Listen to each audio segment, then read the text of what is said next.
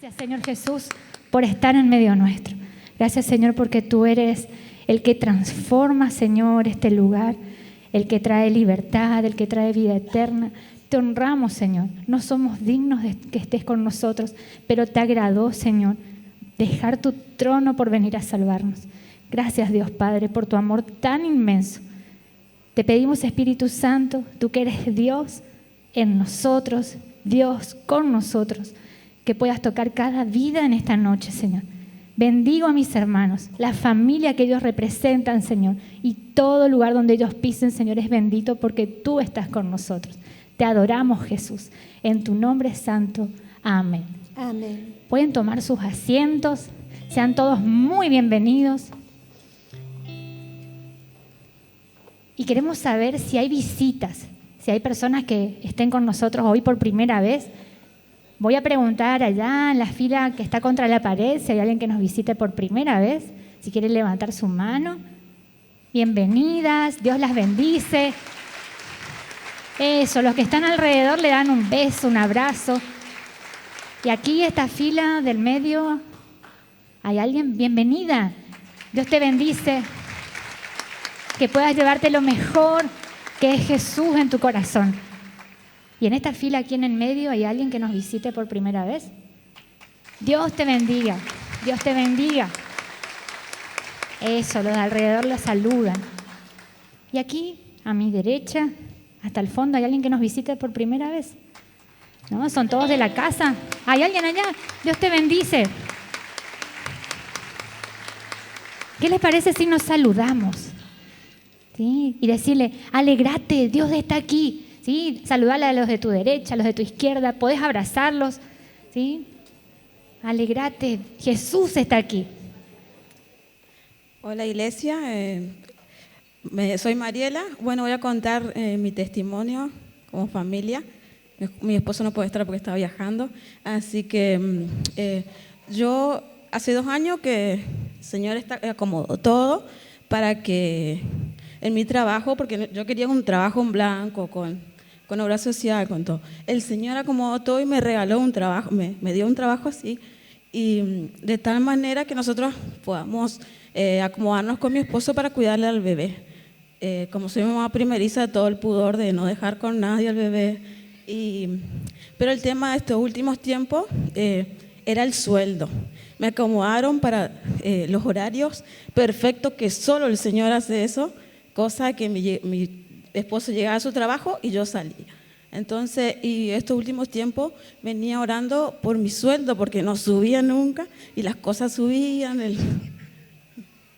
Sí, y entonces yo pacté con el Señor. Yo le dije, yo te doy el 10% más, y hablamos con mi esposo, y que Él se encargue.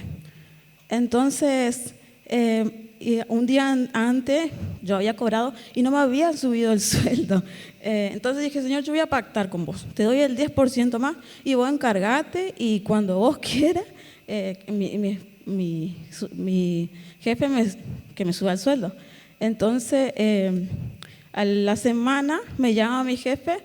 Yo le había reclamado porque el Señor hace el 50 y nosotros hacemos el 50, ¿no?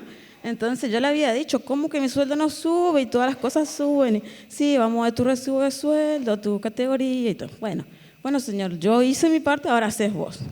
A los 2 días me llama mi jefe y me dice, Mariela, estaba viendo tu recibo, no puede ser. Te voy a subir por este mes un 10%. Era el 10%. Yo le dije, Señor, si sabías, diezmar el 30, el 40, el 50. Entonces, el 10%. Pero algo muy loco que voy a contar rapidísimo, que es que veníamos organizando el cumpleaños del bebé. Cuando yo iba a poner ese 10%, una voz me dice, pero te va a faltar para el pelotero. Y yo dije, porque ese es el diablo que te dice no, porque el que no quiere que vos y yo seamos bendecidos es el diablo. Y yo dije, no, Señor, yo te doy y vos encárgate del pelotero. Y el Señor movió todo. Yo sé que fue el Señor porque otro no hay. Llegó el día de pagar el pelotero y las chicas nos dicen, chicos, páguenme la mitad del pelotero. Pero no, ¿cómo? No, páguenme la mitad. Y era la plata que yo tenía guardado para el pelotero. Así que damos la gloria a Dios. Así que usted pone la fe, usted es obediente y el Señor obra en milagros. Así que... Bueno, no se diga más. A ver, ¿quién está? No, le quiero tener paradito. Ah, ahí está. No, chicos, están de plantón un ratito más. ¿Qué hizo el Señor? A ver. Cortito. Bueno, yo quería contar que hace más o menos 8 meses empezamos a diezmar y aparte de que Dios empezó a obrar en la economía, yo le empecé a pedir un trabajo. Pero yo le decía, Señor, yo quiero trabajar, pero no quiero cumplir horario. No quiero que mis hijas queden con una niñera porque yo tuve que dejar de trabajar porque tuvimos malas experiencias. Y le quiero dar la gloria a Dios porque hace 6 meses que estoy trabajando en una empresa desde mi casa, en la comodidad de mi casa, sin cumplir horarios, si quiero trabajo a la mañana, si quiero trabajo a la tarde, y me va cada vez mucho mejor. Así que le quiero dar toda la gloria a Dios. Saben que tenemos un Dios tan grande, tan poderoso, pero tiene un corazón de papá y quiere esta noche darse a conocer a tu vida. Y te quiere hablar de una manera sencilla y se quiere revelar a través de su palabra. Por eso te invito a que vos mismo voluntariamente dispongas toda tu atención, porque Jesús quiere hablarte en esta noche. Así que si voluntariamente lo dispones así, el Señor va a hablarte. Oramos. Gracias, Dios, porque tu palabra es viva y eficaz. Es tan filosa, Señor, que puede penetrar hasta lo más profundo de nuestra alma. Y pone, Señor, al expuesto nuestras intenciones y nuestros deseos. Por eso en esta noche, Señor, nos ponemos de acuerdo en que queremos escucharte. Rendimos nuestra voluntad. Decidimos, Señor, escucharte. Por eso hacemos a un lado toda distracción, toda preocupación, todo lo que se pone delante tuyo, decidimos sacarlo, Señor, y echarlo fuera. Nuestra voluntad se rinde, Señor, para escucharte. Y por eso, Señor, bendecimos tu palabra y bendecimos a Rolly, Señor, que hoy es el mensajero. Ponemos su vida en tus manos, Señor, en el nombre de Jesús. Amén, amén y amén. Pueden tomar sus asientos.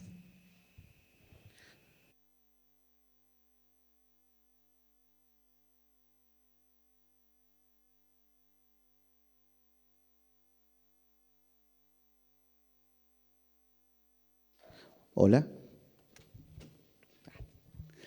Yo tenía que decir, pueden tomar sus asientos. Bueno, ¿cómo les va? Dios les bendiga. Muy bienvenidos. Y vamos a hablar en esta noche vamos a comenzar a partir de este fin de semana con una serie de mensajes sobre la carta a los Efesios, ¿no es cierto? Y vamos a hablar, en las siguientes semanas vamos a examinar atentamente esta carta, que según nuestro entender, mientras veníamos estudiando junto con Romanos, Corintios y Gálatas, Efesios es como la máxima, ¿cómo decirle? Lo mejor que tenemos nosotros para entender cómo debe actuar el cristiano y lo que el Señor quiere hacer con su iglesia. ¿No es cierto? Estas cartas contienen un mensaje palpitante, actual y muy rico en cuanto a lo que nos toca a nosotros como creyentes. Son grandes cartas doctrinales, pero este libro, por otra parte, nos deja contemplar las riquezas espirituales que los creyentes en los lugares celestiales, lo que el Señor tiene para cada uno de nosotros, y por otra parte nos enseña cómo debemos vivir en la tierra, a la vez que nos inspira y nos da la energía espiritual para hacer frente a los problemas personales y a las complejas situaciones de convivencia con otros y a las luchas de la vida en una sociedad que cada día se aleja más y más y más de Cristo. No debemos nosotros pegarnos a la sociedad de hoy, sino que debemos vivir como Cristo quiere que nosotros vivamos. Te dije, Gustavo, que era estricto el tema hoy. Yo le estaba comentando a Gustavo que Karina me dijo, mantenete firme, no salga con todo lo que vos salís siempre. Entonces ya me escribió más o menos lo que yo tenía que decir. Así que va a ser medio leído el tema hoy. Vamos a ver si le gusta más lo que Karina o Rolly.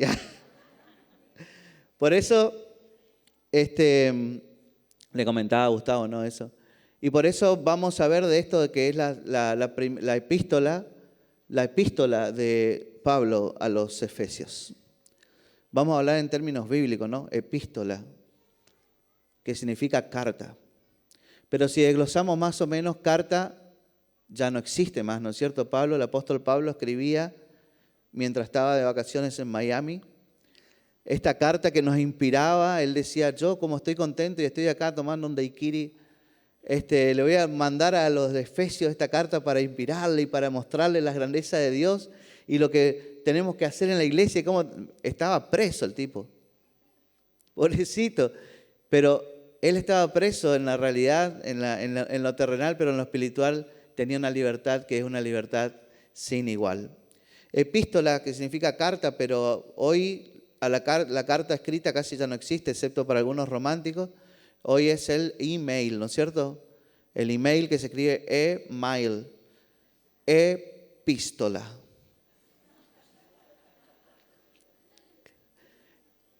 Email, electronic mail, carta electrónica. Epístola, pistola electrónica. ¿Pero por qué pistola electrónica? Porque es como una carta, como el email, pero que penetra. Entonces Pablo sabía que iba a haber email y él dijo, yo voy a hacer algo que sea más power, epístola.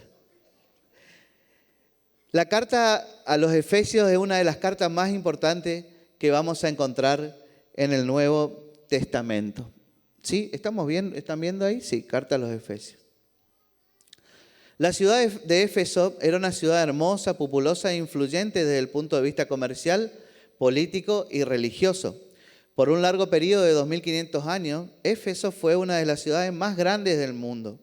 Tenía un puerto, que si bien hoy ya no existe ese puerto, y representaba el mayor movimiento económico. Así que hoy Éfeso, digamos, la ciudad de Éfeso está un poco alejada del mar porque se fue, y entonces por eso. Así que esa fue la ciudad a la cual Pablo llegó primero, se dirigió a la sinagoga y allí habló valientemente por espacio de 3 meses. Luego fue a la escuela de Tirano y allí continuó por 2 años. Dice el libro de Hechos 19:10, de manera que todos los que habitaron en Asia, judíos y griegos, oyeron la palabra del Señor Jesús. Este fue probablemente el momento culminante del trabajo misionero de Pablo. Él consideró a Éfeso como su gran oportunidad y se quedó allí más tiempo que en cualquier otro lugar. Los habitantes de Éfeso escucharon más enseñanza bíblica de Pablo que lo que él hizo lo que él enseñó en los otros pueblos. Y ese fue el motivo por el cual él pudo escribirle sobre las profundas verdades que esta carta contiene.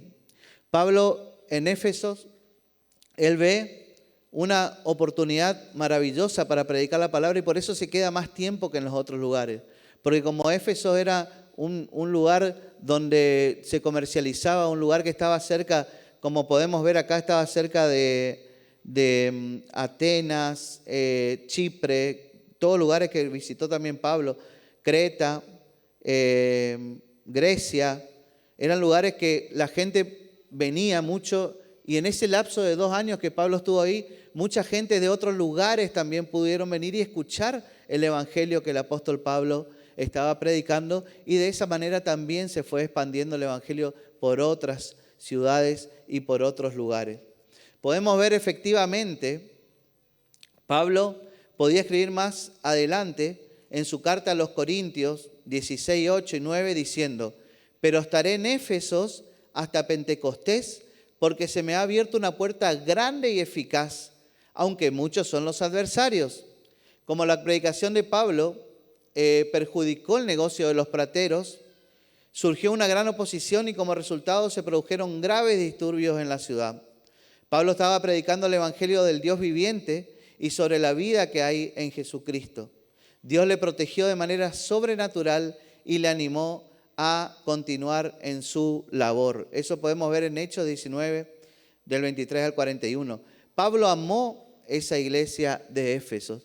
Imagínense, como nos explicaba el pastor Federico, que Pablo estaba predicando y predicaba del amor de Jesucristo, y él declaraba que el único Rey, el único Dios es Dios, Dios Padre, que ha enviado a su Hijo Jesucristo, y aquel que acepta a Jesucristo va a tener una relación con Dios y es salvo de sus pecados. Tiraba por tierra todo el negociado de aquellos que querían hacer expiación de otra manera, ¿no es cierto? Pero lo más importante es que había mucha gente que fabricaba estatuitas, que fabricaba los plateros que vivían de fabricar las imágenes, que la gente venía y compraba, porque esa ciudad era dominada espiritualmente por la diosa Diana, diosa con minúscula. Había un templo grande de la diosa Diana. Mucha gente de otros lugares venían al templo de la diosa Diana y estos plateros aprovechaban así y se metían, como por ejemplo, aprovechaban. En ese momento esta gente vivía de vender las imágenes, e inclusive como alguna que otra iglesia seguramente le decían que llevando esta imagen y poniéndola en tu mesita de luz vas a tener prosperidad, o si le rezás tantas cosas. Y cuando Pablo viene a explicar el verdadero evangelio y que hay un Dios y que hay un Cristo que ya hizo el sacrificio por el cual nosotros somos salvos, a esto se le caía el negocio. Entonces estos se complotaron para poder echar a Pablo, fueron no sé cómo sería, la corte, a pedir que a Pablo lo echaran, pero no vieron que Pablo iba solamente a blasfemar sobre la diosa, sino que él predicaba a Jesucristo. Y por eso también Pablo pudo salir. Un gran número de personas se convirtieron a Cristo. Por ello creemos que el evangelio fue más efectivo en esa zona que en cualquier otro lugar y que en otras épocas de la historia del mundo. Aquella iglesia fue de más alto nivel espiritual. Por eso ven que ahí mostramos dónde está la ubicación de Éfeso, que en la ubicación tiene una palomita por el alto nivel espiritual. Esa palomita del Espíritu Santo, que ahí muestra que ahí fue un lugar, vos ponías en ese momento Éfeso y te tiraba así la ubicación con palomita, por el alto nivel espiritual. No, ahora ya no, era ya antes, sí. Aquella iglesia fue la del más alto nivel espiritual. Resulta sorprendente que viendo a aquellas personas en una ciudad pagana comprendieran tan bien las verdades de esta carta. Si no hubiera sido ese caso, Pablo no le habría escrito a los creyentes de Éfeso en esos términos que él le escribía. Le hablaba como hermanos, le hablaba como a ustedes. Ahora vamos a ver el capítulo 1 y 2, ¿no es cierto? Pero entonces estamos hablando de santos. Santos quiere decir apartados para Dios. La semana pasada vivimos una semana maravillosa que fue denominada la Semana de la Santidad, ¿sí? ¿Cuántos son los santos que están en este lugar, que vinieron a la semana? Muy bien, Dios les bendiga. Y todos los que nos levantaron la mano, ahora yo les voy a explicar qué son los santos.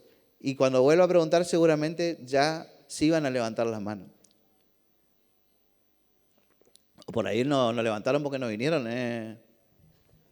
Bueno, yo no puedo decir nada porque estuve de viaje justo. Pero bueno. El texto de la carta a los Efesios comienza con la sección doctrinal que trata sobre el llamado celestial de la iglesia. Vamos a leer los versículos 1 y 2 que comienzan la introducción. Y esto es lo que vamos a desglosar en esta tarde, en esta noche. Nos tocó hablar del versículo 1 y 2 del capítulo 1 de Efesios. Y prepárense porque estos dos versículos son muy fuertes y muy poderosos.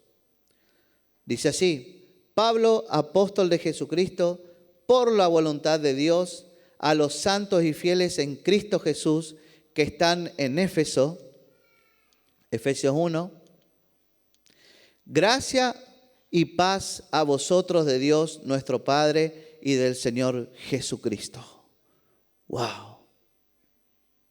No es tan fuerte y poderoso. Está bueno, es una salutación. Pero vamos a ver qué nos quiere decir la palabra de Dios a través de esta carta, de esta primera parte de la carta del apóstol Pablo a los de Éfesos.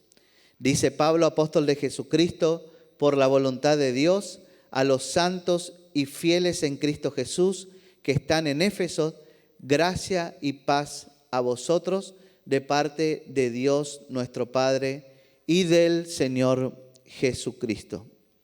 Vamos a ver sobre el autor de la carta, ¿sí? El apóstol Pablo, ahí escribiendo en la cárcel. Yo no creo que, no sé, le daban ese escritorio así con esa virome ahí en la cárcel. Pero bueno, vamos a ponerle que ese Pablo escribiendo en la cárcel, ¿sí?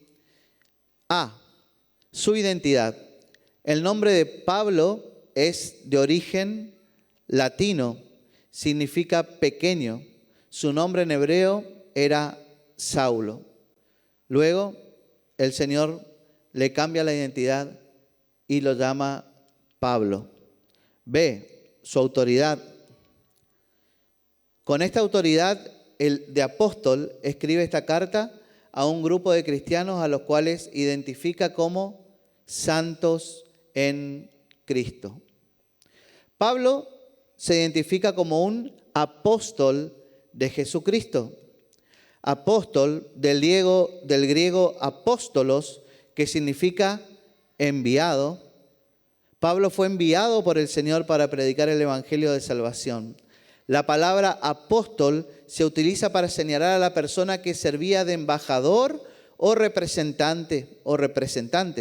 Pablo se consideró un embajador del Señor Jesucristo. Eso nos dice 2 Corintios 5:20. ¿Qué era un apóstol?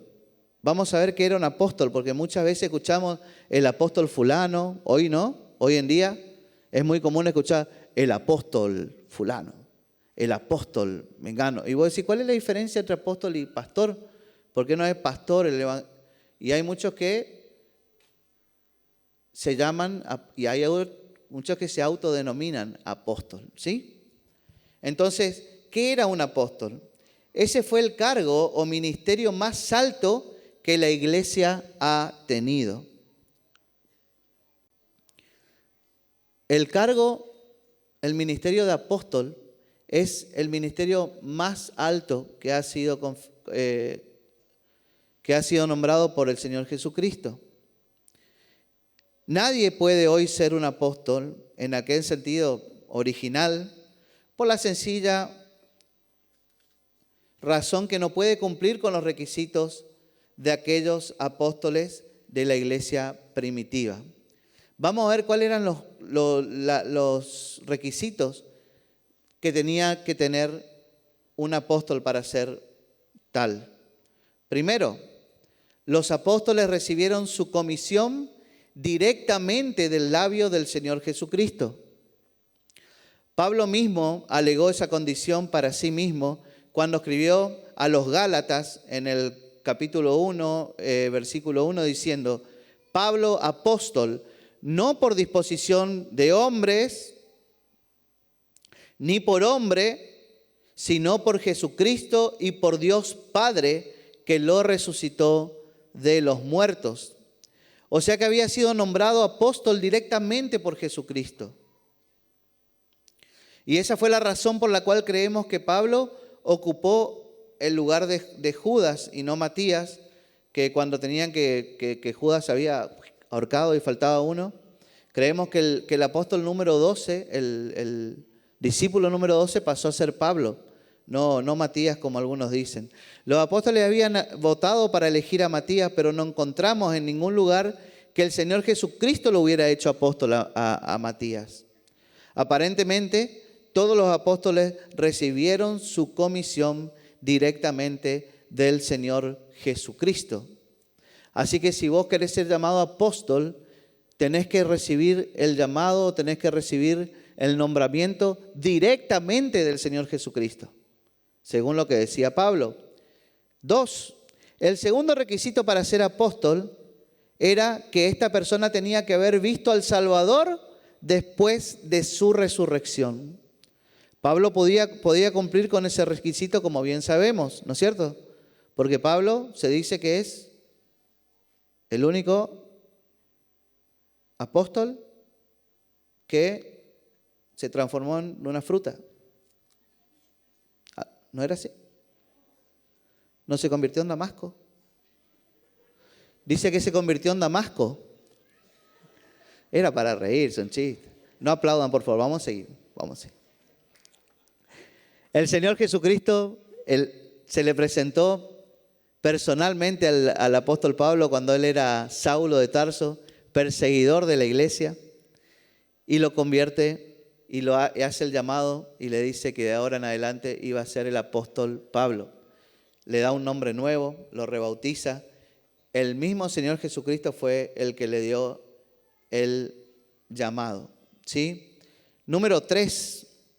Y luego el tercer requisito de un apóstol era que ellos ejercitaban una inspiración especial, explicaban y escribían la Escritura. Eso podemos ver en el libro de Juan 14:26, también en el libro de Juan 16:13, en el libro de Gálatas 1, 11 y 12. ¿Sí? Ciertamente Pablo estaba a la altura de este requisito más que cualquier otro apóstol. ¿Sí? Si buscamos algún apóstol del Señor Jesucristo que sabía discernir lo que decía las Escrituras, este era el apóstol Pablo. Él, siendo una persona que iba en contra de la iglesia de Jesucristo, se encuentra directamente con Jesucristo. Jesucristo le hace el llamado, él cambia y él empieza a hacer totalmente lo contrario. Y si vemos y estudiamos un poco del apóstol Pablo, vemos que básicamente la doctrina que nosotros tenemos de ser cristianos, de ser creyentes de Jesucristo, muchas de esas nos enseña en la palabra de Dios el apóstol Pablo. El número 4, seguimos hablando de qué debían hacer para ser apóstoles. Ellos ejercitaron una autoridad suprema. Dice el libro de Juan, en el libro de Juan 20, 22 y 23, explica cuál es la autoridad suprema que ellos ejercitaron. También en 2 de Corintios 10, 8. El requisito número 5 era el distintivo de su autoridad, era el poder para realizar milagros.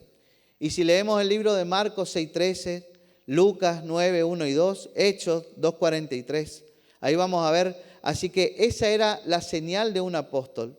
Hacia el final del siglo, Juan escribió en su segunda carta, versículo 10, si alguno viene a vosotros y no trae esta doctrina, no lo recibáis en casa, ni le digáis bienvenido. Entonces queremos decir que la señal distintiva ya no era la capacidad de realizar milagros, sino de tener la doctrina correcta. ¿Se está entendiendo? Más o menos. ¿Sí? Dice que el requisito número 5 era la autoridad y poder para hacer milagros. Pero luego parece que esto se cambia por solamente tener la doctrina correcta. ¿Cuál es la doctrina correcta? Que sin Jesucristo nadie llega al Padre. Y Juan dice que si alguno viene con otra doctrina que no sea esta, agregando, como nos enseñaba la pastora, el pastor, agregando o quitando cualquier cosa de esto, es falso, ni siquiera lo recibas en tu casa. Es mejor tener bien firme esta doctrina, te va a distinguir más como un seguidor de Cristo, tener firme esta doctrina que hacer milagros.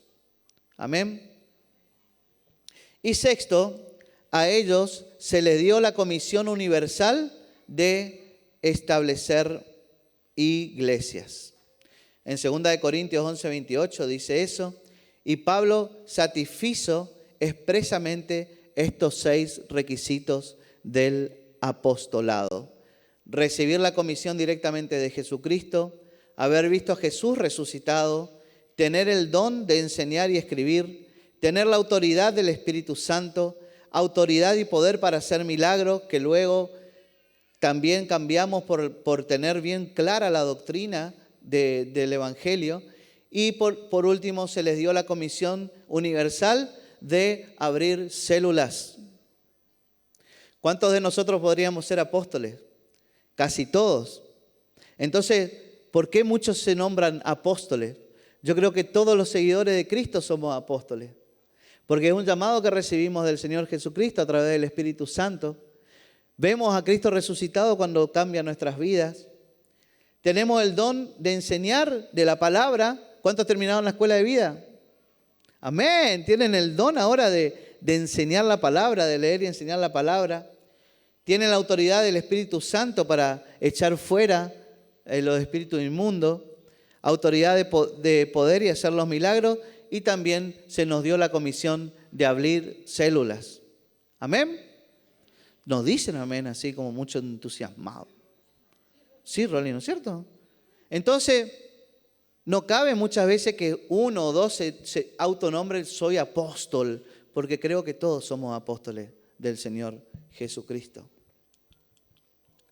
Efesios 1 dice, Pablo, apóstol de Jesucristo por la voluntad de Dios. Luego dijo aquí que él era apóstol de Jesucristo por la voluntad de Dios. Pablo apoyó su apostolado en la voluntad de Dios, en lugar de hacerlo por cualquier ambición personal, por la voluntad de algún hombre o por la petición de una iglesia. A Pablo nadie le pidió que sea apóstol, él mismo no se nombró apóstol, sino que dice que fue por la voluntad de Dios. En su epístola a los Gálatas, capítulo 1, versículo 15 y 16, el apóstol Pablo escribió esto. Pero cuando agradó a Dios, que me apartó desde el vientre de mi madre y me llamó por su gracia, revelar a su Hijo en mí para que yo le predicara entre los no judíos. Y Pablo le dijo a Timoteo en su primera carta, para que yo le predicara entre los no judíos. Y Pablo le dijo a Timoteo en su primera carta, capítulo 1, versículos 12 y 13, doy gracias al que me fortaleció, a Cristo Jesús nuestro Señor, porque teniéndome por fiel, me puso en su ministerio, habiendo yo sido antes blasfemo, perseguidor e injuriador, pero fui recibido a misericordia, porque lo hice por ignorancia en incredulidad. Y Pablo se refería constantemente a la voluntad de Dios como el fundamento de su apostolado. Todo el tiempo él decía que su apostolado era por voluntad de Dios, que Dios lo llamó a hacer esto. Si usted quiere constatar estas afirmaciones, puede leerla en la primera epístola a los Corintios, capítulo 1, versículo 1. También en la segunda epístola a los Corintios, capítulo 1, versículo 1. En su epístola a los Colosenses, capítulo 1, versículo 1. En la segunda epístola a Timoteo, capítulo 1, versículo 1. En todos estos pasajes, Pablo estaba diciendo que él era un apóstol por voluntad de Dios. Tengan en cuenta que acá hablamos que dice, me puso en su ministerio, habiendo yo antes sido un perseguidor, un blasfemo, una porquería, podemos decir, alguien contrario a Jesucristo, alguien que no hacía nada bien para lo que era, que iba en contra de Jesucristo. Pero fui recibido a misericordia porque lo hice por ignorancia e incredulidad. ¿Sí? ¿Cuántos de nosotros podemos ser llamados por Jesucristo? ¿Tenemos que ser perfectos para ser llamados por Jesucristo? No. Él dice, por misericordia fui llamado, porque yo lo hice sin saberlo. Y él se refería constantemente a que ese llamado no se refería a una ambición personal, ni a algo que le habían pedido que lo haga, sino que era porque Cristo mismo le pidió, Cristo mismo le envió a hacerlo como me envía a mí y como seguramente le envía a muchos de ustedes. 2, los lectores de la carta son... ¿Quiénes son los lectores de la carta? Vamos a ver quiénes son los lectores de la carta. Pablo está escribiendo a los santos en Cristo. Pablo, apóstol de Jesucristo por la voluntad de Dios, a los santos y fieles en Cristo Jesús que están en Éfesos. Pablo le está escribiendo a los miembros del centro familiar Amigos de Jesús, a los santos y los fieles en Cristo Jesús. ¿Cuántos son santos y fieles en Cristo Jesús? Ahora ya son un poquito más. Vamos a ver. Hoy cuando Diego, porque Diego es así, no es que él se hizo del que sabe mucho de los hijos. Él es así, él es muy así, que como que estudia mucho, ¿no? Y Pablo a mí se me hace que era lo mismo. Él veía cositas así y daba detalles para escribirle a los que le había dejado ahí encargado de la iglesia. Y había detalles que por ahí se les pasaba a los otros. Y por eso decimos que es tan rica la carta a los Efesios, porque tiene muchas cosas que nos sirven, que les sirvieron a ellos, a nosotros nos va a seguir sirviendo y le va a servir a los que vienen después que nosotros. Amén. Por la voluntad de Dios. ¿Qué significa ser santos? ¿Qué significa ser santo?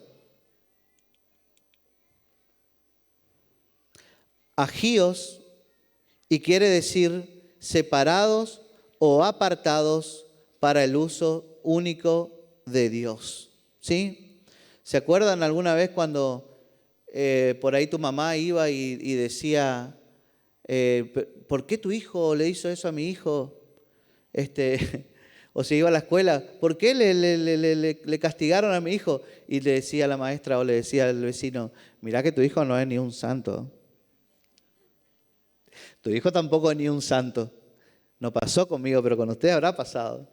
Le habrá dicho así, mirá que tu hijo no es ni un santo.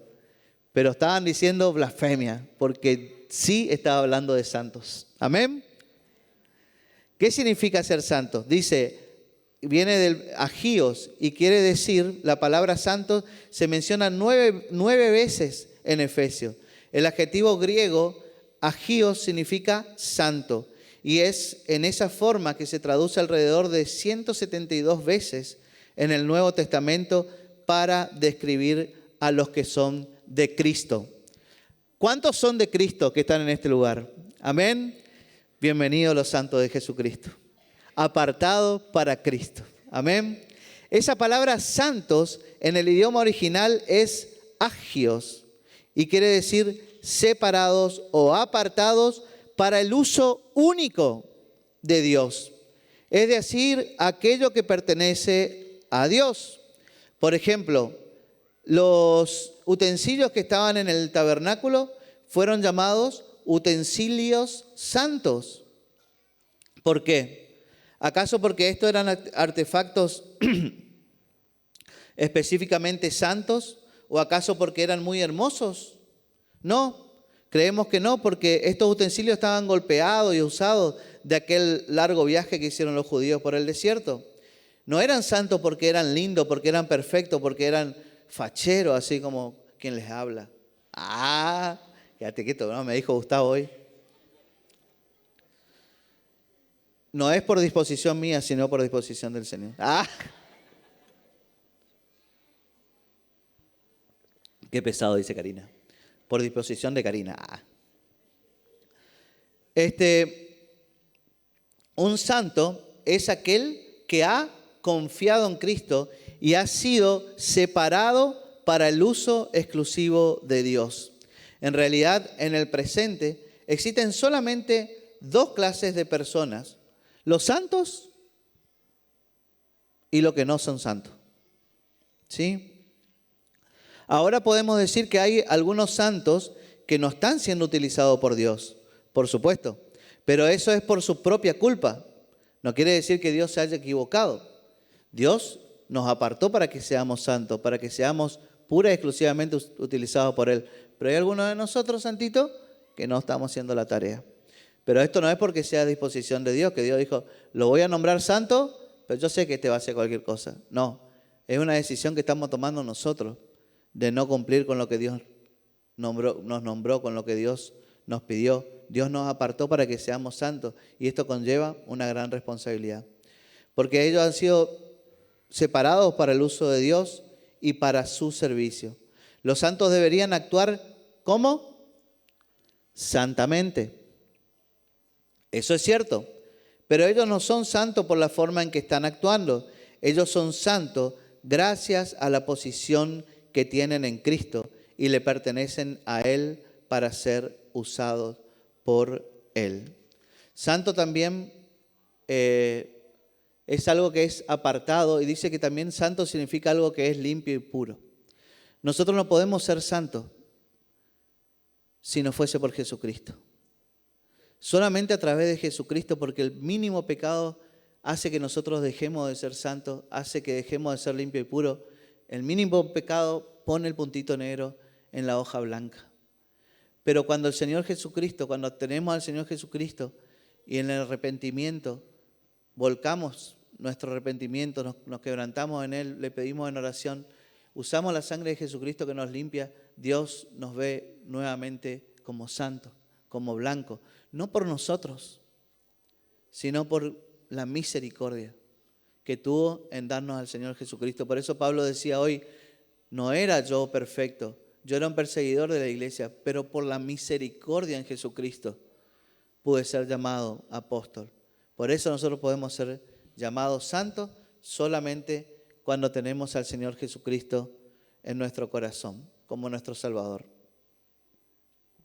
Apóstol Pablo, apóstol de Jesucristo por la voluntad de Dios, y ahí le habla a ¿quiénes? A los santos y fieles en Cristo Jesús que están en Éfeso. ¿Cómo llegaron a ser santos los que estaban en Éfeso, los que estaban recibiendo la carta de Pablo? ¿Cómo llegaron a ser santos? Fieles. Trae la idea de credibilidad. Ellos habían creído en Cristo Jesús como su Salvador. Por eso decíamos hoy en la introducción que a pesar de que era una ciudad pagana, que tenían un templo grande de la diosa Diana, de que creían en dioses paganos, recibieron rápido el mensaje de salvación y aceptaron a Jesucristo como su Señor y Salvador. Lo mismo que está pasando hoy en tu barrio, lo mismo que está pasando hoy en Posada, que la gente acepta a Jesucristo a través de tu apostolado, a través del mensaje que vos les llevas. Los fieles son los creyentes. Los fieles y los santos son la misma persona. Cuando Pablo se refiere a los fieles y a los santos, se está refiriendo a la misma persona. Un santo debe ser santo y un creyente y un fiel debe ser fiel. Un creyente es una persona que ha confiado en Cristo y un santo también. El término santo es el aspecto de lo que nosotros somos para con Jesucristo. Y el término fieles es lo que nos define a nosotros para con el mundo. Muchos saben que nosotros somos fiel a Cristo, pero también nosotros somos santos para Dios a través de Jesucristo. El término santo y el término fiel o creyente es lo mismo, nada más que uno nos define un aspecto para con Dios y el otro un aspecto para con el mundo. Amén. ¿Se van entendiendo? ¿O yo soy muy así, hablo muy universitariamente?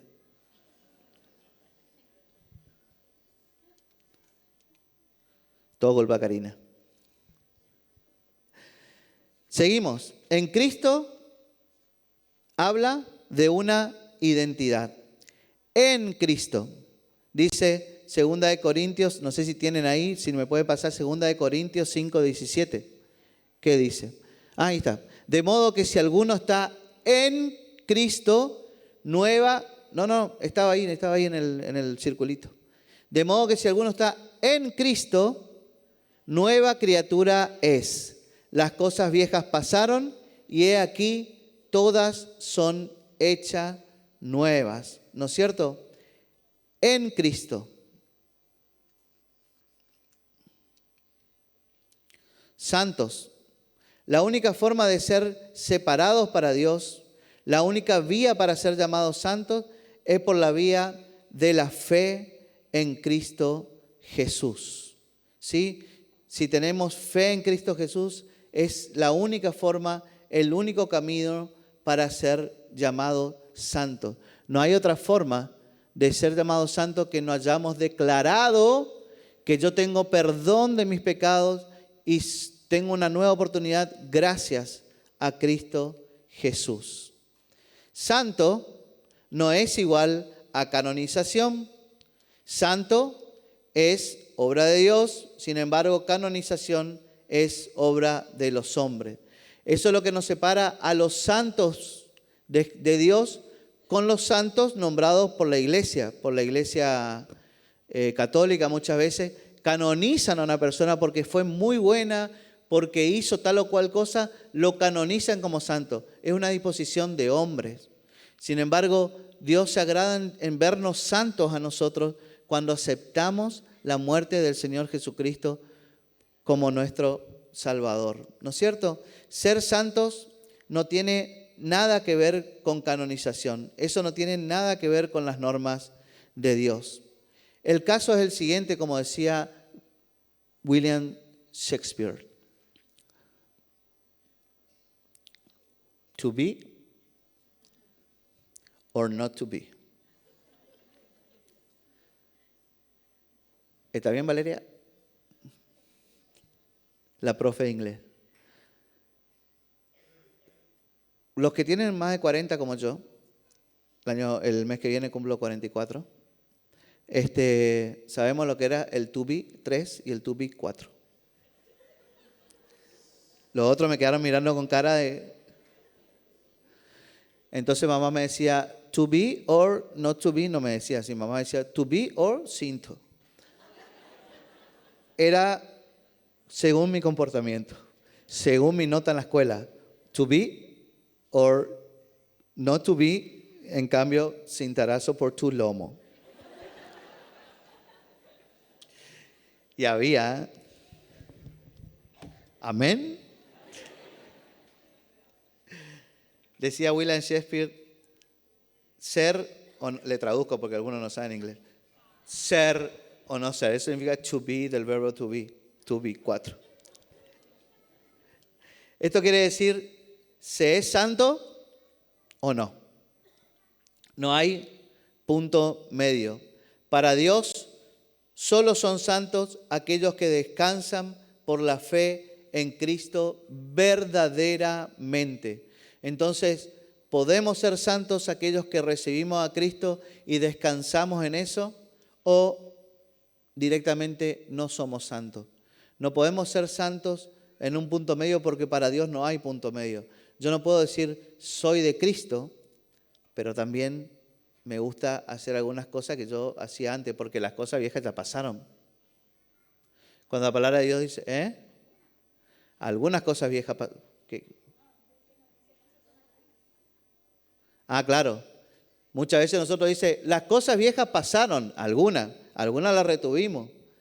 Me gusta de vez en cuando salir a pichingui, chingui, chingui. Soy santo, pero no tan santo.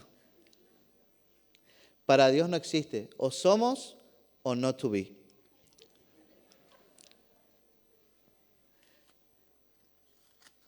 La palabra más importante en el mundo, hay solo 2 clases de santos: los separados para el mundo y su sistema, aquellos que hacen la voluntad del diablo y aquellos que hacen la voluntad de Dios. Por eso muchas veces queremos ver muchos artistas, porque hoy, si se dieron cuenta, está muy de moda ser creyente. Y hay muchos artistas que dicen, sí, yo tal cosa porque mi pastor me dijo. Y vos decís, mi pastor me dijo, y después le ves haciendo cualquier cosa. Inclusive me contaron que había una de Gran Hermano que decía, mi pastora me dijo tal cosa, y vos le veías lo otro que comentaba ella, cómo hablaba del sexo y todo, y me echaba lo de la pastora ahí entre medio. Entonces, ¿sos santo o no sos santo? No puedo ser santo a media. Me gusta ser santo, recibo la salvación de Jesucristo, esa parte me gusta, pero también me gusta agradar al mundo. No estoy dispuesto a que me digan evangelio, todas esas cosas. Yo voy a actuar como santo, pero también voy a actuar para agradar al mundo. ¿Sí? La palabra más importante es la preposición en. ¿Sí? La preposición en Jesús. Dijo Pablo, en Jesús. Y esto es probablemente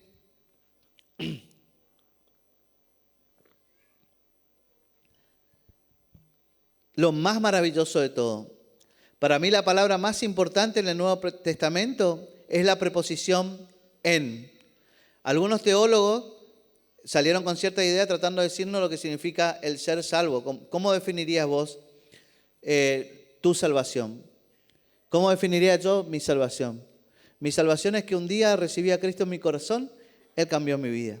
Yo era un pecador, era alguien que hacía lo contrario a Jesucristo, pero un día entendí de Jesucristo que Dios en su misericordia dio su único Hijo para morir tomando mi lugar de castigo como pecador, y eso me hizo nueva persona. Bueno, muchos han salido con palabras como redención, expiación, justificación, que escuchamos mucho en la iglesia, en la Biblia, reconciliación, propiciación y muchas cosas más. El sacrificio lo hizo Jesucristo, ¿sí? El sacrificio hizo Cristo por vos y por mí. Todas las palabras son buenas, pero cada una de ellas simplemente nos da un aspecto de nuestra salvación. Pero, ¿qué significa realmente ser salvo? Salvo significa, el ser salvo significa estar en Cristo, es decir, estar unido a Cristo. Nosotros estamos unidos irrevocablemente y orgánicamente a Cristo por el bautismo del Espíritu Santo. Eso podemos ver en el libro de 1 Corintios 12, 12 y 13. Hemos sido colocados en el cuerpo de los creyentes cuando recibimos a Cristo. Fuimos colocados en el cuerpo de Cristo, que somos nosotros. La iglesia es el cuerpo de Cristo.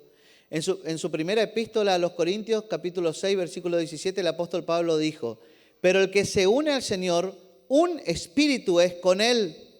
Nosotros le pertenecemos a Él y no hay nada más hermoso que eso. Amén. No hay nada más hermoso que pertenecer a Cristo. Porque también dijo Pablo en Romanos 8:1, ninguna condenación hay para los que están en Cristo Jesús.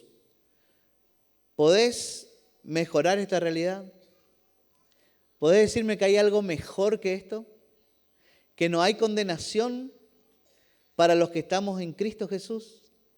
¿Que todo lo que yo me merezco por ser un pecador, Dios lo cambia a través de Cristo Jesús?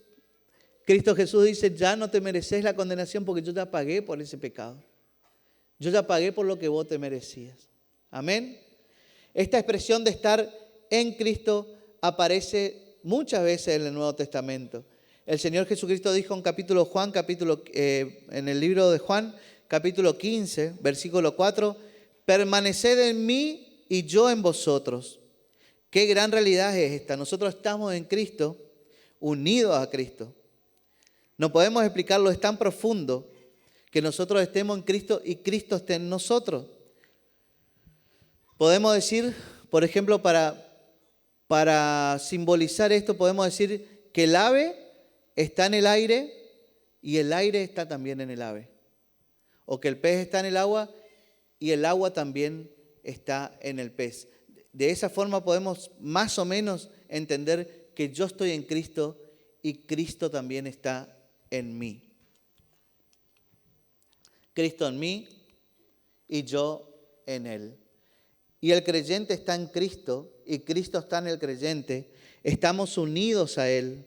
La cabeza está en el cuerpo y el cuerpo está en la cabeza.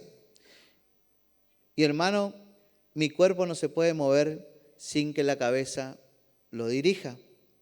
Ahora la iglesia, que es el cuerpo de Cristo, está en Cristo. La cabeza de la iglesia, la cabeza de nosotros que somos iglesia, la cabeza es Cristo. Y nosotros no nos podemos mover, no podemos hacer nada sin que la cabeza nos guíe. Como también lo es el cuerpo. Nosotros somos el cuerpo de Cristo y mi cuerpo no puede ir para un lado si la cabeza no le dice. El cuerpo, la cabeza está pegada al cuerpo y la cabeza también dirige al cuerpo. Bueno, muchas veces no, cuando sí, la cabeza te dice no coma eso, no coma eso, y vos comiste el cuerito del pollo.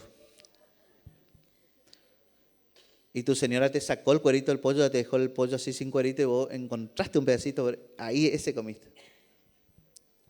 No vaya a comer ese sándwich, y la cabeza te dice y el cuerpo hace otra cosa. Pero esa es nuestra cabeza, no tenemos que hacer así. Nosotros con Cristo, cuando Cristo te dice no coma el cuerito, no coma el cuerito.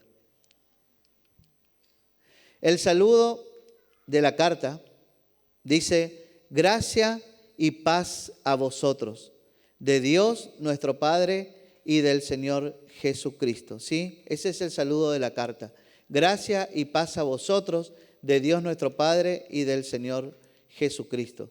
Queremos resaltar la palabra gracia y paz, ¿no es cierto? Gracia. La palabra gracia es el favor. Se utiliza 12 veces en Efesios. El favor inmerecido que recibimos de parte de Dios. Se utiliza 12 veces en Efesios. Señala el favor que no me merezco. La gracia es lo que Dios me da sin que yo me lo merezca. Eso es la gracia de Dios. ¿No es cierto? La gracia es algo que Dios es movido a dárnoslo que nosotros no merecemos. Eso es la gracia de Dios. Por eso Él saluda gracia y paz. La gracia de Dios es el ambiente en que Dios es movido a darnos lo que no merecemos. Misericordia. Dios es movido a no darnos lo que sí merecemos. Esa es la misericordia. Por eso Pablo dice, por gracia y paz, Pablo dice, por misericordia del Señor que yo fui llamado. Misericordia es el ambiente en que Dios es movido a no darnos lo que sí merecemos. La expresión gracia a vosotros, gracia, era la forma de saludar entre los no judíos del tiempo de Pablo. El término griego equivalente era charis. En la actualidad se utiliza entre los griegos una forma parecida. Se saludan de una forma parecida con una palabra así como gracia, pero no tiene el mismo sentido que tiene la palabra gracias para nosotros. Gracia y paz a vosotros, de Dios nuestro Padre y del Señor Jesucristo. B, paz. La paz es el estado de calma en el alma. Paz del griego eirene, del verbo eiro, significa juntar o armonizar. Eso significa paz. La paz es el estado de calma en el alma de la persona. La gracia y la paz se hacen posibles mediante la fe en Cristo. ¿Sí? La gracia y la paz se hacen posibles mediante la fe. Pablo establece que solamente la gracia y la paz se hace posible en la persona que descansa por la fe en la persona de Cristo. Conclusión. Es interesante notar que la carta fue dirigida a un grupo de creyentes de la ciudad de Éfeso, pero lo interesante es que en los mejores manuscritos del Nuevo Testamento no aparece la palabra Éfeso. Entonces el mensaje de esta carta se aplica a toda persona en Cristo en cualquier lugar donde se encuentre. ¿A quién se aplica esta carta de Pablo? A vos y a mí. Amén. ¿Quién recibe esta carta de Pablo? Vos y yo. Conclusión. El santo es todo aquel que cree en Cristo, que puso su fe en Él, que acepta su sacrificio. ¿Quiénes son los santos del Señor que están en este lugar? Amén. Gracia y paz con Dios. Solamente por la gracia de Dios se puede obtener la paz con Dios. Es santo todo aquel que cree en Cristo, que puso su fe en Él y que lo acepta como su Señor y Salvador. Solamente por la gracia de Dios se puede obtener la paz con Dios. La gracia de Dios es el Señor Jesucristo. Debes hacerte la siguiente pregunta en esta noche. Todos los que estamos en este lugar tenemos que preguntarnos en esta noche con referencia a lo que hemos escuchado.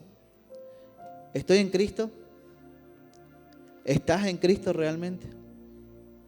¿Cómo sabemos si estoy en Cristo realmente? ¿Tenés paz con Dios? Tenés esa paz que solamente podés encontrar en Cristo Jesús, que cuando llega la noche o cuando te surge algún problema, podés decir en tu mente, es solamente un problemita, pero con Dios voy a salir adelante. Tenés esa paz que dice, Señor, yo te doy lo que te corresponde a vos y del pelotero te vas a hacer cargo vos. Esa es la paz que te da el Señor Jesucristo.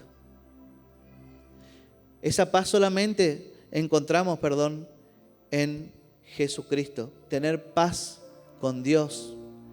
El pastor en uno de sus últimos mensajes nos había enseñado de estar en paz con Dios. ¿Cómo puedo estar en paz con Dios?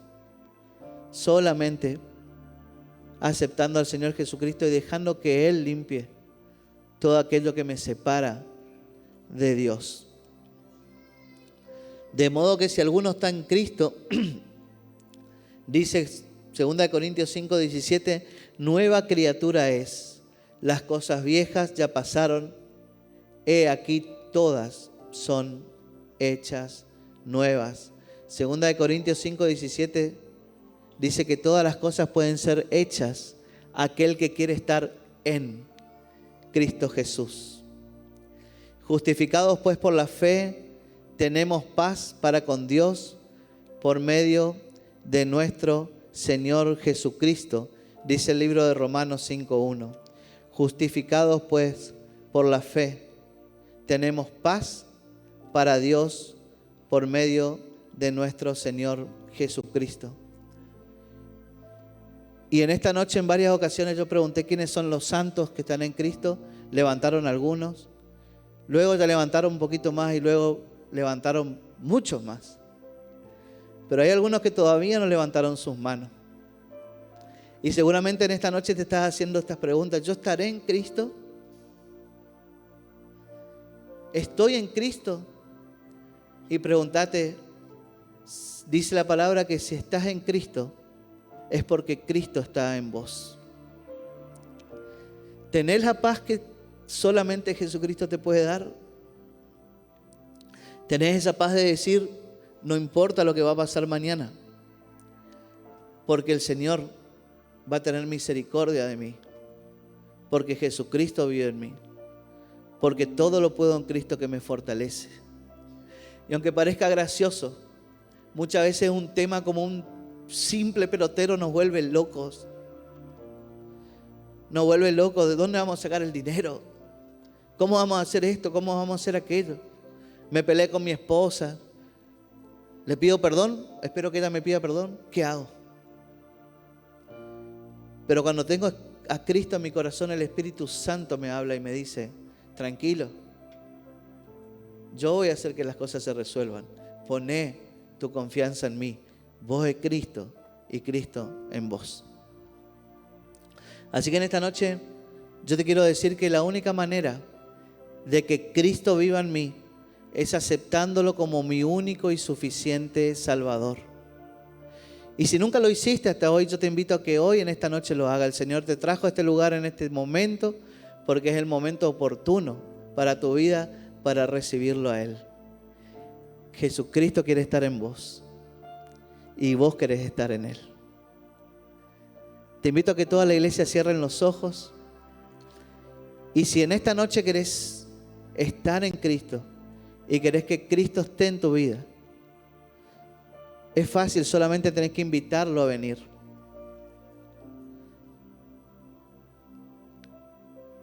Dice la palabra de Dios que de tal manera nos amó Dios que dio a su único Hijo para que todo aquel que en Él crea, que declare esta verdad, no se muera, no se pierda, sino que tenga vida para siempre. Y es el regalo que Dios te quiere hacer hoy. Quiere hacerte santo, quiere apartarte para que hoy tu vida tenga un sentido, para que hoy tu vida tenga una razón, para que hoy vos tengas identidad, pueda decir, yo antes no era nada, pero ahora en Cristo tengo una nueva identidad. Así que si querés que Cristo viva en vos, haz esta oración conmigo. Señor Jesús, te doy gracias por haber escuchado tu palabra Y te doy gracias, Señor, por haberme traído hoy aquí. Te doy gracias, Señor, porque me quisiste abrazar, me quisiste hablar. Padre Celestial, yo reconozco que soy un pecador y que hasta ahora me sentía una porquería, una basura, alguien que nunca podría llegar a alcanzar la santidad. Pero hoy me dijiste, Señor, que así como soy, me querés hacer santo a través de Jesucristo. Padre Celestial, Dios, yo me arrepiento de la vida que llevé hasta ahora, de haberte dado la espalda por tanto tiempo. Señor, yo te pido perdón por mis pecados y acepto a Señor Jesucristo como mi único y suficiente Salvador. Señor, Espíritu Santo de Dios, te abro las puertas de mi corazón y de mi vida para que vengas a vivir en mí y yo en ti, Señor. Señor, perdona mis pecados, reconozco que fue necesario que hayas muerto en la cruz. Y hoy te acepto como mi Señor y mi Salvador. En el nombre de Jesús. Amén y amén. Y mientras todos seguimos así en actitud de oración, la iglesia sigue orando. Yo quiero preguntar y quiero saber si hay alguien que hizo esta oración por primera vez. Que levante su mano. Dios te bendiga. ¿Alguien más? Dios te bendiga. ¿Alguien más? Dios te bendiga. ¿Alguien más hizo esta oración por primera vez? Dios le bendiga. Bueno, ¿cómo está? Dios te bendiga. Como están tan dispersos, hay mucha gente. Yo le invito que vengan acá enfrente. Que vengan acá enfrente mío. Yo quiero orar por ustedes y la iglesia quiere bendecirlo. Aquellos que levantaron su mano, vengan, pasen. No tengan vergüenza. Pasen, que los quiero ver frente a frente. Quiero orar y bendecirlos. Vengan. Aquellos que levantaron su mano. Que a partir de hoy son apartados para el Señor. Apartadas para el Señor. Dios te bendiga. Dios te bendiga. ¿Alguien más quiere pasar hoy a recibir la bendición de Dios? Dios te bendiga. Acordate que cuando Jesucristo pasó, fue a la cruz, Él no tuvo vergüenza de estar desnudo, de estar golpeado, de estar humillado. Él pasó por vos y por mí. Él fue a la cruz. Si todavía hay algo que te está sujetando, decirle no. Yo voy tras Jesucristo. Quiero que Jesucristo esté en mí y que yo quiero estar en Él. Vení, pasá acá enfrente, voy a orar por vos. Pase. Dios le bendiga.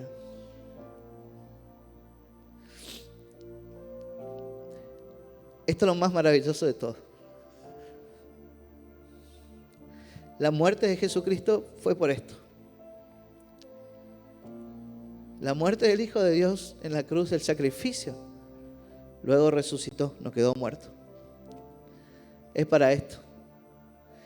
Y todo esto, toda esta iglesia se regocija, se goza en ver que ustedes, que las personas, que aquellos que no estaban en Cristo, hoy deciden estar en Cristo. Y algo más. Todo lo viejo pasó, ahora todas las cosas van a ser hechas nuevas, dice la palabra de Dios. O sea que ahora hay un libro en blanco que el Señor va a empezar a escribir, que va a ser tu vida, que hay algo nuevo para vos. Porque todas las cosas son hechas nuevas, dice. Iglesia, ¿qué les parece si levantan sus manos y vamos a bendecir a estas personas? Padre Celestial, gracias porque hoy, Señor, ellos tomaron la decisión más importante de su vida, esa decisión que todos nosotros tomamos en algún momento de seguirte, y es la decisión de la que nunca nos vamos a arrepentir. Padre Celestial, yo te pido que hoy nos ayudes y les ayudes a cuidar esa santidad, a que sepan que ahora están apartados para ti, Señor. ya no para las cosas del mundo, ya no para las tonterías que el mundo ofrece, sino para lo grande que tú le vas a usar a cada uno de ellos, Señor. Por eso hoy, Padre Celestial, te pedimos que empieces a obrar desde este mismo momento en sus vidas, en sus matrimonios, en sus familias, en sus relaciones con todos sus seres queridos, en sus trabajos, en su economía. Que todo empiece a orar, Señor, como solo tú sabes hacerlo, Padre Celestial. Y que ellos, Señor, así como el apóstol Pablo dijo, fui llamado por el Señor Jesucristo. Padre Celestial, bendecimos sus vidas. Que, Padre, ellos puedan estar tomados de tu mano para siempre y que hoy ellas tengan una identidad como hijos de Dios. En el nombre de Jesús los bendecimos. Amén, amén y amén. Amén. Amén. Una cosita más. No queremos que esto termine acá y que quede como que ya está. Queremos saber más de ustedes, llamarles o mandar un mensajito, saber cómo están, si tienen un motivo de oración. Por eso les invito a que sigan ese estandarte 5 minutitos. Les vamos a dar un pequeño obsequio que tenemos y también queremos tomarle los datos, si es que quieren darnos los datos. No le vayan a dar plata. Si le piden plata, no le den plata.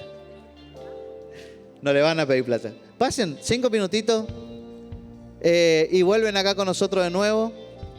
Es solamente para seguir en contacto. Porque ahora son parte de la iglesia, son parte del cuerpo del cual la cabeza es Jesucristo. Justificados por la fe, tenemos paz con Dios por medio de nuestro Señor Jesucristo. Hermano y amigo, te invito a que recuerdes que fuiste apartado. A que recuerdes que un día el Señor dijo, ya no quiero que este siga haciendo lo mismo que hace todo el mundo en el mundo. Ahora quiero hacer algo especial. Quiero usarlos. Y para eso tenés que prepararte como se prepara el futbolista, que se prepara para eso, entrena para eso, que se guarda para eso. Como lo hacen todos los que hacen cosas grandes.